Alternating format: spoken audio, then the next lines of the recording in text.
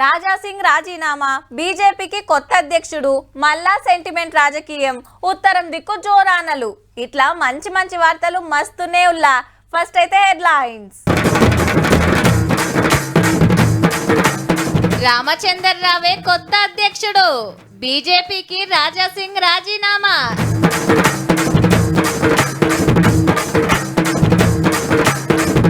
Sentiment పుట్టిస్తున్న BRS, 10 ఏళ్లు ఎందుకు మార్చిండ్రు బాస్?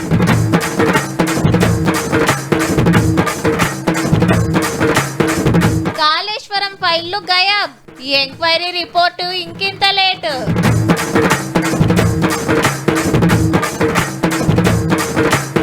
గిగ్ వర్కర్ల కోసం కొత్త చట్టం, లక్షల కుటుంబాలకు లాభం.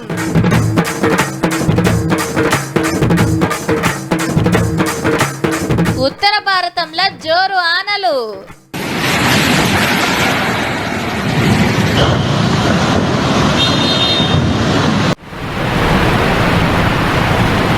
తెలంగాణ బీజేపీలో కీలక పరిణామం చోటు చేసుకుంది.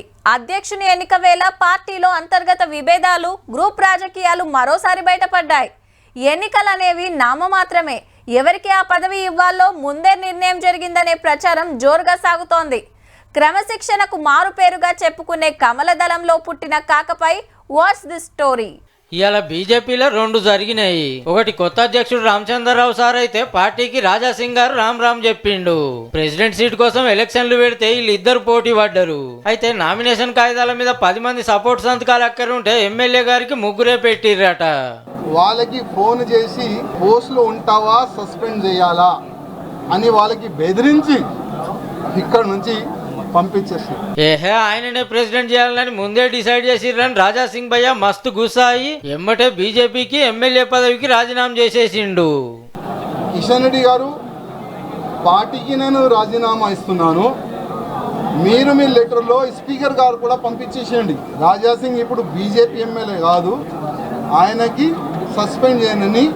పార్టీ వద్దనుకున్నాక పార్టీ గుర్తు మీద వచ్చిన పదవి సూతి ఇడిచిపెట్టిండు అన్నట్టు. కానీ సీదా స్పీకర్ గారికి ఇవ్వకుండా అధ్యక్షుల వారికి ఇచ్చిండు, కొట్టబోయి మీరే ఇయ్యురని. తెలంగాణలో బీజేపీ రావద్దు అనేవాళ్ళు చాలా జమ అయిపోయినారు పెద్దోళ్ళు. ఆగనాట తెలంగాణలో బీజేపీ పవర్లకు రాకుండా కొందరు బీజేపీ లీడర్లే కుట్రలు చేస్తుర్రట. చానొద్దుల కాంచి ఇదే మాట అనుకుంటా ఆఫీస్ కు రాకుంటే ఇలా షాకింగ్ తోటి షేకింగ్ చేసిండు. ఇప్పుడు వాళ్ళే అనుకోకపోతే మేము ఎంత కష్టపడి మా ఫ్యామిలీని రిక్స్ చేసిన తర్వాత, ఇంత పని చేసిన తర్వాత లాభం మేము ఉండవు కదా. అందుకోసం అయ్యా మీ పార్టీకి దండం, మీకు దండం అని ఒక లవ్ లెటర్ ఇచ్చి వెళ్తున్నాం. జై శ్రీరామ్. అనకూడని మాటలు అన్నందుకు అప్పట్లో పారి బీజేపీ పెద్దలే సస్పెండ్ చేసి ఎలక్షన్ల ముంగట మళ్ళా తీసుకుంటే ఇప్పుడు సారే వెళ్ళిపోతాండు. పిలిచి బుదరకిస్తారో లేకుంటే లైట్ తీసుకుంటారో గాని మా పార్టీ గెలిస్తే బీసీని సీఎం చేస్తామన్నోళ్ళు పార్టీనే ఓసీ చేతిలో పెట్టిండ్రు. అసెంబ్లీలో పార్టీ పెబ్బా ఓసీనే. హైదరాబాద్ లో పుట్టి ఏబీవీపీ నుంచి రాజకీయాల్లోకి వచ్చిన వకీల్ సాబు ఓ పారి ఎమ్మెల్సీ పదవి సుత చేసిండు. చూడాలే మరి రామచంద్రరావు సార్ పంతనం ఎట్లుంటుందో, పార్టీని ఎంత ఉరికిస్తాడో.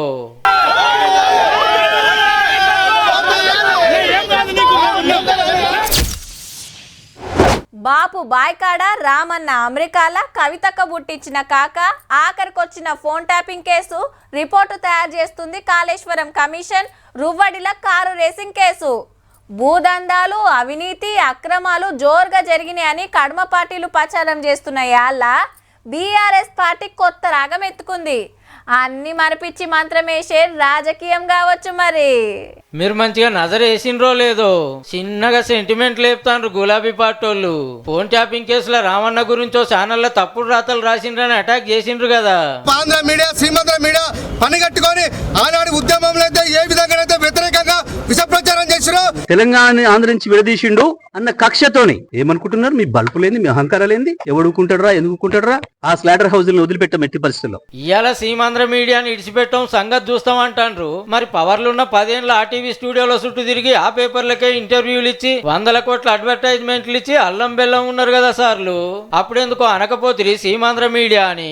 వాళ్ళంతా ఒక దిక్కుంటే తెలంగాణ కోసం నిలబడి కలబడిన V6 వెలుక్కు సర్కార్ ప్రకటనలు ఇవ్వకుండా మీదికెళ్లి బ్యాన్ చేసింది మర్చిపోయినరా ఎట్లా ఇక కవితక్క ఆంధ్ర బిర్యానీ ఎట్లుంటుందో కేసీఆర్ సార్ చెప్పిండు కదనే, మనం ఆంధ్రలో ఏం తింటాం కానీ.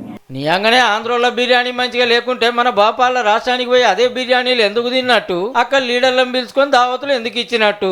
పవర్లు ఉన్నప్పుడు కమ్మగున్న బిర్యానీ ప్రతిపక్షంలోకి రాగానే పాసిపోయినా అది. మొన్న గదరాన్న అవార్డులన్నీ అక్కడి యాక్టర్లకే ఇచ్చిర్రు అంటాండ్రు. మరి తెలంగాణ వచ్చినాక మన యాక్టర్లు డైరెక్టర్లను ఎందుకు ఎంకరేజ్ చేయలేదు? మీదికెళ్ళి వాళ్ళ సినిమా ఫంక్షన్లకు పోతిరి, వాళ్ళ సినిమాలు చూడాలనే సాటింపేస్తిరి. అధికారంలో ఉన్నప్పుడు వాళ్ళ చుట్టూ తిరిగి అలా మనోళ్ళేరి అంటే ఎడికెళ్ళి వస్తారో ఇక నీళ్ల పంచాది. అప్పట్లో సీఎం జగన్ తోటి రాసుకొని పూసుకొని తిరిగి విందు భోజనాలు పెట్టి మన నీళ్లు మలుపుకుంటానికి ఓకే చెప్పి రాయలసీమను రతనాల సీమని చేసుకోమని చెప్తే ఆడ పోతిరెడ్డిపాడుకు పెద్ద పొక్క పెట్టి సంగమేశ్వరం గట్టబట్టిరి. అదే మోకల బనకచెర్ల ముంగటేసుకునే బాబు గారు అప్పుడు గట్ల సాబ్దారి ఇచ్చి ఇప్పుడు తెలంగాణకు అన్యాయం జరుగుతుందనబట్టిరి. తెలంగాణ సెంటిమెంట్ ను అడ్డు పెట్టుకొని పబ్బం గడుపుకొని మళ్ళీ అబద్ధాలతో ప్రజలను తికమక పెట్టేటువంటి ప్రయత్నం చేస్తున్నటువంటి ఇప్పుడు ఇంతగానం సీమాంధ్ర మీడియా ఆంధ్ర అని మాట్లాడతారు. పార్టీ పేర్లనే తెలంగాణ ఉండొద్దని ఎందుకు తీసేసుకున్నట్టు? భారత రాష్ట్ర సమితి బ్రాంచ్ ఆంధ్రాలో తెరిచి దానికో అధ్యక్షుని పెట్టింది మర్చిపోయినరా ఎట్లా? వారే వా అధికారంలో ఉంటా అట్లా, అది పోగానే ఇట్లా.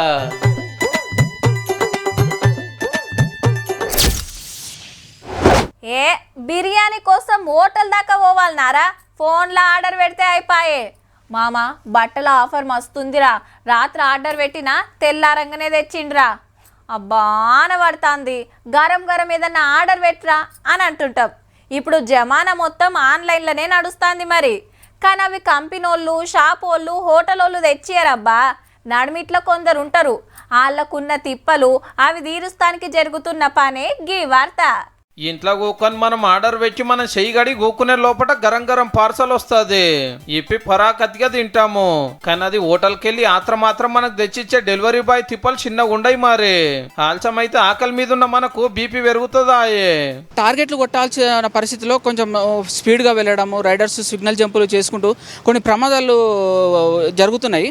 దానికి సరైన సపోర్ట్ కూడా లేదు. రైడర్ ఏం చేస్తుండంటే కొద్దిగా స్పీడ్ వెళ్ళే క్రమంలో యాక్సిడెంట్లు అవుతున్నాయి. దానివల్ల కొంతమందికి కొద్ది బాడీ కాల్ కానీ అలాంటివి కొన్ని జరిగినాయి. స్పాట్లో 2-3 చనిపోవడం కూడా జరిగింది. మొత్తం రోడ్ల మీద తిరుగుడేనాయే. ఒక ఆన లేదు, ఎండ లేదు, బండి వేసుకొని ఉరుకుడు. ఏం జరిగినా ఇవ్వలేక నియ్యరు. ఇన్సూరెన్స్లు అలాంటివి అయితే ఏమీ అంతగా అవ్వట్లేదు. ఇప్పుడు మామూలుగా ఏమైనా యాక్సిడెంట్ అయ్యే ఇష్యూ అయినా కూడా కంప్లైంట్ ఇచ్చి పెద్ద ప్రాసెస్ తర్వాతనే అది క్లియర్ అవుతుంది తప్ప. స్విగ్గీ, జొమాటో వాళ్ళలే కాదు, ర్యాపిడో, ఓలా, ఊబర్ క్యాబులు నడిపేటోళ్ళు, ఇంటికి సరుకు సౌదులు తెచ్చిచ్చేటోళ్ళ పరిస్థితి కూడా ఇంతే. పైసలు తక్కువ, కష్టమే ఎక్కువ. చూడంగా బుకింగ్ పడితే అందులో కంపెనీల కమిషన్, డీజిల్, బండి మెయింటెనెన్స్ పోగా 10వ పరకు మిగిలితే మిగిలినట్టు.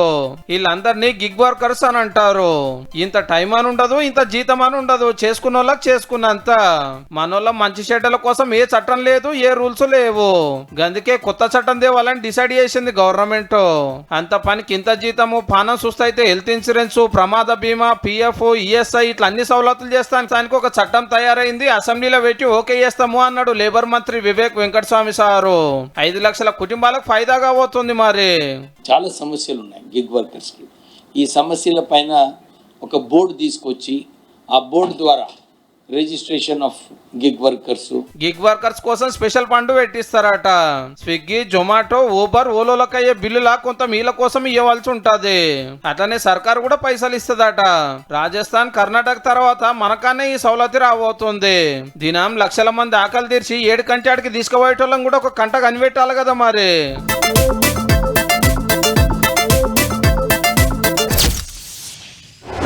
ఏదన్నా సర్కార్ ఆఫీస్కి పోతే పక్కకో అర్రుంటది, అందులో మొత్తం ఫైళ్ళ గుట్టలే.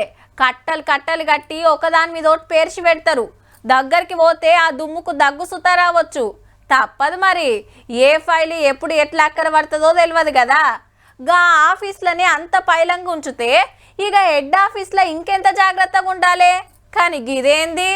ఇదెక్కడి ఖాతరు? కాళేశ్వరం ప్రాజెక్టు కాగితాలు సుత గాయాబు. కమిషన్ విచారణ చేస్తుంది కదా. ఇంకిన్ని వివరాల కోసం ఫైళ్లను అడిగితే మా కాడ లేవు, ఆ ఇంజనీర్లను అడిగిస్తాం అంటుర్రట ఆఫీసర్లు. ప్రాజెక్టులకు సంబంధించిన ప్రతి ఒక్క రికార్డు ఉండాల్సిన జలసౌద ఆఫీసులనే మాయమైనాయి అంటే చూడుర్రిగా. గట్లెట్లా మాయమైనాయో ఎవరికి తెలుస్తలేదట. అయినా కమిషన్ ముంగట పెట్టాల్సిందే కాబట్టి ప్రాజెక్టు కట్టిన ఇంజనీర్ల కాడ వివరాలు తీసుకొని రికార్డు మళ్ళా తయారు చేసి పంపుతారట. ఇంకో దిక్కు కమిషన్ డేట్ దాటిపోవట్టే. ఇలా ముఖ్యంగా కావాల్సింది ఏంటంటే కాళేశ్వరం ప్రాజెక్టు డిజైన్లకు కేబినెట్ ఆమోదం ఉందా లేదా, లేదని అప్పటి ఇప్పటి మంత్రి తుమ్మల సార్ చెప్తుంటే లేలే ఉందని ముగ్గురు అంటారు.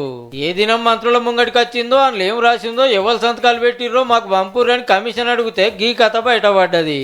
గంత ముఖ్యమైన ప్రాజెక్టు ఫైళ్లు గాలికి ఎగిరిపోవచ్చునా లేకుంటే భూమిలోకి పోవచ్చునా, గమ్మతే ఉన్నది ముచ్చట.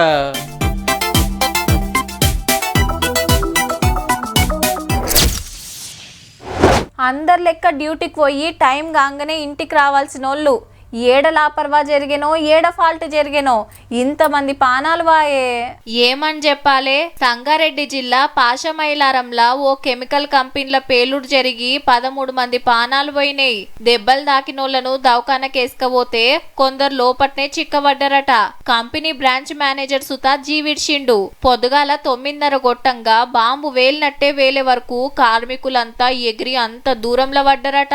విస్ఫోటనం జరిగినప్పుడు ఆల్మోస్ట్ పాసమైలారం ఎంటర్ ఒక 5-6 కిలోమీటర్స్ వరకు ఈ వైబ్రేషన్ కంగారు పడ్డారు అందరూ. సో దానికి చాలా మంది పక్క నుంచి పారిపోయారు. 4 అంతరాల ఆఫీస్ బిల్డింగే కూలిపోయిందంటే చూడుండ్రిగా. కెమికల్ కంపెనీ అయ్యే వరకు ఘాటైన వాసన పొగ గమ్మేసింది చుట్టుముట్టు.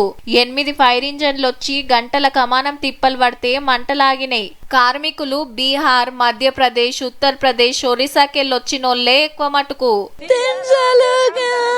8 बजे ड्यूटी आया, जब फायर हुआ तो मैं वहाँ से काम कर रहा था, तब तक मैं देख नहीं पाया उसको. कोई मेडिकल भी बोले वहाँ जाके है बोल के उधर भी घूम के आए. ముచ్చట తెలవంగానే కార్మిక శాఖ మంత్రి వివేక్ వెంకటస్వామి సారు, దవాఖాన్ల మంత్రి దామోదర రాజనరసింహ సారు ఉరుకొచ్చిండ్రు. కంపెనీ కాడ పరిషి తరుసుకొని దవాఖానకు పోయి దెబ్బలు దాకినోళ్లను మందలిచ్చిండ్రు. ఎంక్వైరీ చేసి నిజంగా నిర్లక్ష్యం ఎవరైతే ఉందో వానిపైన కఠినమైన చర్యలు తీసుకోవాలని చెప్పి కూడా చెప్పడం జరిగింది. బాడీస్ సరిగా ఐడెంటిఫై చేయలేకపోతున్నారు.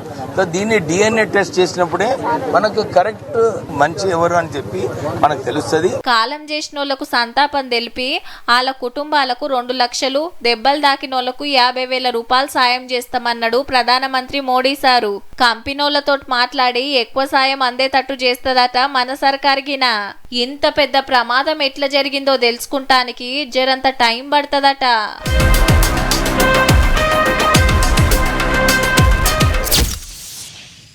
ఈ తాపకు ముందుగానే వస్తాయి, మున్పటి కంటే జరంత ఎక్కువనే ఉంటాయంటే నీయంగానే ఎండాకాలం పోకముందే ఉరికొస్తే అదే రువ్వడి చూపిస్తే కావచ్చు అనుకున్నారంతా. కానీ అడ్రస్ లేకుండా పోయే వరకు కప్పతల్లి ఆటలాడు, గ్రామ దేవతలకు జలాభిషేకాలు చేయాల్సిన పరిస్థితి వచ్చే. ఈ 2 రోజుల కాంచెల్లి మబ్బు చూస్తే దంచి కొట్టేటట్టే ఉంటుంది. ఆడాడ షిన్కులు దుల్పరిచ్చిపోతుంది ఆన. మన తానిట్లుంటే అటు మీది బాజుకు చూడుండ్రి ఎట్లున్నదో.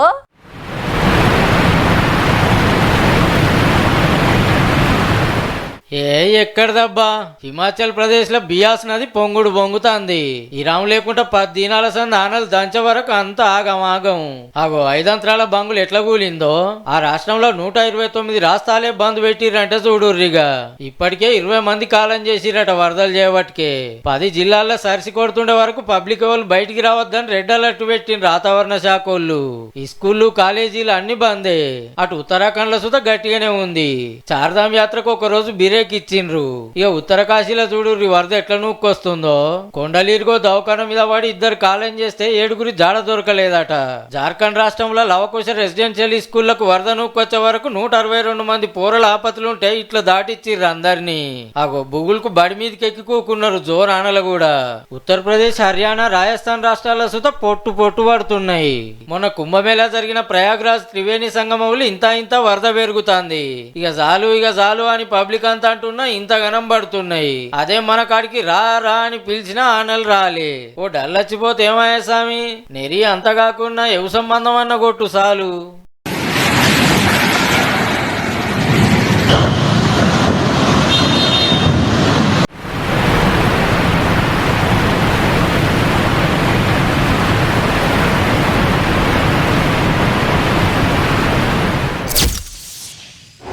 గోల్కొండ బోనాలకు ఆయతరం గిన బగ్గనే వచ్చిండ్రు భక్తులు. ఇక తెల్లారితే బల్కంపేట ఎల్లమ్మ కళ్యాణం. మంగళవారం తల్లికి ఇష్టమైన రోజు కాబట్టి లగ్గం చూస్తానికి శితం మంది వస్తారు. గదంతా రేపు చెప్పుకుందాం కానీ ఇప్పుడైతే ఢిల్లీకి పోదాం పాన్రి.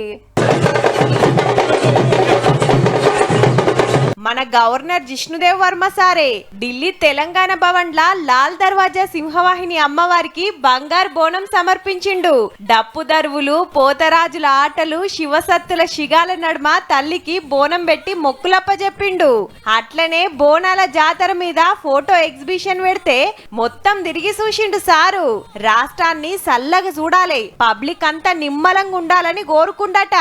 माँ काली को रक्षा करे, शक्ति दे, सुंदर रखे, समाज को सुंदर करे. రేపు ఎల్లుండి కూడా నడుస్తది.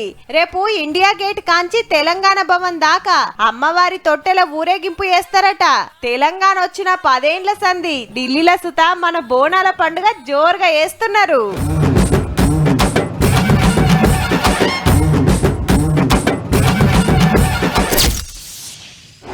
ఆయితారం వచ్చిందంటే ఇంత చికెన్ తెచ్చుకొని వండుకుంటారు. ఏ ఊకే చికెన్ ఏం తింటాం అనుకుంటే మటన్ దుకాణానికి పోతారు. ఊకే చికెన్ మటనేనా అనుకుంటే సీదా చేపల మార్కెట్కే. మంచిగా పెద్ద చేప చూసుకొని ఎన్ని కిలాలు అవుతుందో జోకించుకొని ఆన్నే పొతం పెట్టించుకొని ఇంటికి పట్టుకపోయి కమ్మగా పులుసు పెట్టుకొని 2 వద్దులు కుమ్ముతారబ్బా. ఇది అందరికి ఎరుకున్న ముచ్చట్నే కానీ ఇక అస్సలు సంగతి ఏందో చెప్పు అంటారా? చూడండి మీరే. అబ్బేరో కొడుకో, కోతే ఊరంతా గుమ్మొచ్చిపో. ఏం తక్కువ 34 కిలోలు ఉన్నదట. ఏడనో కాదు, నిర్మల్ జిల్లా కడెం ప్రాజెక్ట్ లా చేపలు పడుతోళ్ళ వలకు చిక్కింది. ఐతారం 22 కిలోల చేప పడితే ఇయ్యాలనేమో ఇంకో 12 కిలోలు ఎక్కువ ఉండే చేప పడే వరకు ఫుల్ ఖుషీలున్నారు మత్స్యకారులు.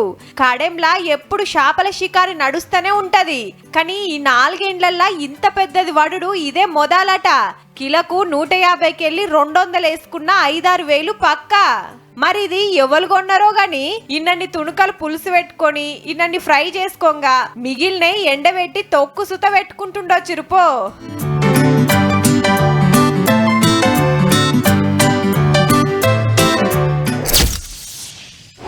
ఢిల్లీలో చూడాల్సిన ఎన్నో ఉన్నా ఆటికంటే మోదాలు గలీజ్ గాలి యాదొస్తుందట కొందరికి. బండ్ల పొగ, ఫ్యాక్టరీల పొగ చాలదని చుట్టుముట్టు పొలాలు గాలబెడితే ఆ పొగ, బిల్డింగ్లు కడుతుంటే దుమ్ము లేచుడుతోటి మాస్క్ లేకుండా బయటికి పోయే ఛాన్సే లేకుంటుంటుంది. గాలి తేటగా చేస్తానికి సర్కార్లు తిప్పలు పడుతూనే ఉన్నాయి కానీ పరిస్థితి మాత్రం మారుడే లేదు. ఇక ఈ కాంచెల్లి జరంత నయమే ఉంటుండొచ్చుల్లా. అగో ఇన్నొద్దు లేంది ఇప్పుడు ఎట్లయితది అంటారా? దానికో లెక్కుంది. ఢిల్లీలా గలీజ్ గాలి మీద దండయాత్ర షురువుగా పోతుందుల్లో పొగజూరినట్టుండే దేశ రాజధాని మీద ఆన గురిపిస్తారట సర్కారోళ్ళు.